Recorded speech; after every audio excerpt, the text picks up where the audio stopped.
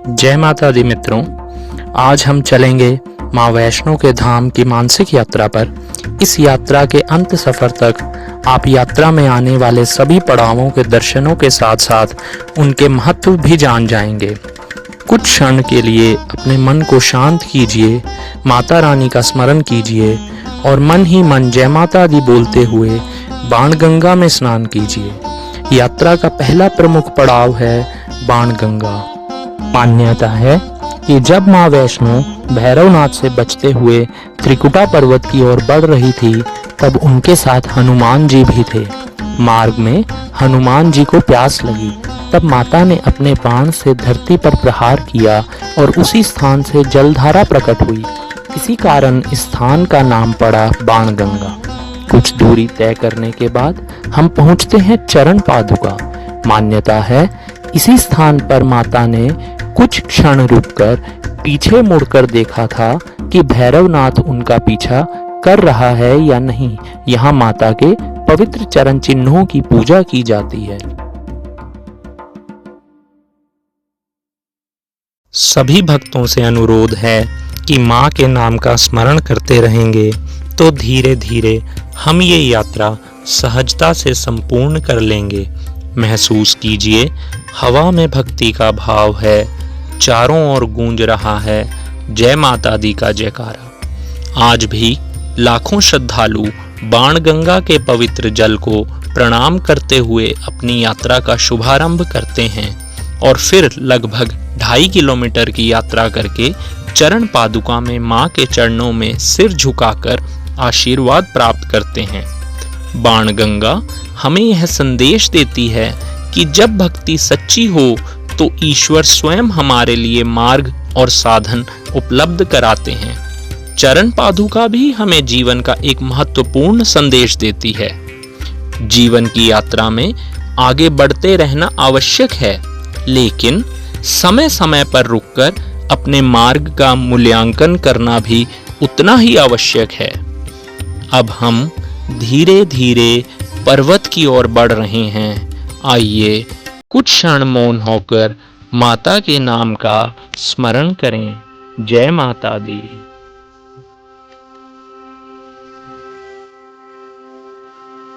अब हम अपनी यात्रा अर्धकुंवारी की ओर आगे बढ़ाते हैं। रात का समय है। त्रिकुटा पर्वत की चोटियां चांदनी में नहा रही हैं। ऊपर शांत आकाश में चंद्रमा अपनी शीतल रोशनी बिखेर रहा है और नीचे माता के हम सब भक्त श्रद्धा के साथ अपने कदम बढ़ाए जा रहे हैं। इस समय ऐसा प्रतीत होता है मानो स्वयं प्रकृति भी माता की भक्ति में लीन हो। कहा जाता है कि जब माता वैष्णो देवी पृथ्वी पर धर्म की स्थापना के लिए अवतरित हुई,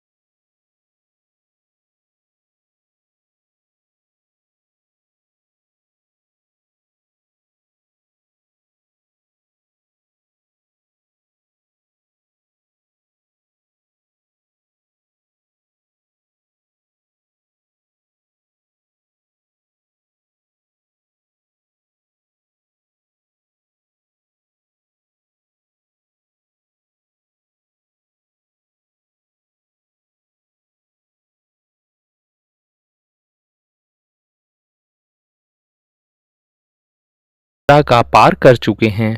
इसलिए अर्धकुंवारी केवल एक धार्मिक स्थल नहीं, बल्कि यह उस विश्वास और उस समर्पण का प्रतीक भी है जो भक्त को माता के दरबार तक पहुंचाता है। मान्यता है कि माता वैष्णो देवी ने भैरवनाथ से बचते हुए इसी पवित्र गर्भजून गुफा में लगभग 9 महीने तक तपस्या की थी। 9 महीने उतना ही समय जितना एक शिशु अपनी माता के गर्भ में व्यतीत करता है। इसी कारण इस गुफा को गर्भजून कहा जाता है। आध्यात्मिक दृष्टि से यह स्थान पुनर्जन्म और आत्म परिवर्तन का प्रतीक माना जाता है। यह हमें सिखाता है कि कठिन परिस्थितियां हमें समाप्त करने के लिए नहीं, बल्कि हमें नया और बेहतर बनाने के लिए आती हैं। ये भी मान्यता है कि जो भक्त एक बार इस गुफा के दर्शन कर ले, वह जीवन मृत्यु के चक्र से मुक्त हो जाता है। तो आइए कुछ क्षण मौन होकर माता का स्मरण करें और अर्धकुंवारी के दर्शन करें। जय माता दी। यह स्थान हमें सिखाता है कि जीवन की सबसे कठिन परिस्थितियों में भी धैर्य, साधना और विश्वास नहीं छोड़ना चाहिए, क्योंकि अंधकार कितना भी गहरा क्यों ना हो, ईश्वर का प्रकाश अंततः मार्ग अवश्य दिखाता है। आइए श्रद्धा के साथ माता को प्रणाम करें और उनके चरणों में अपनी सभी चिंताएं समर्पित कर दें।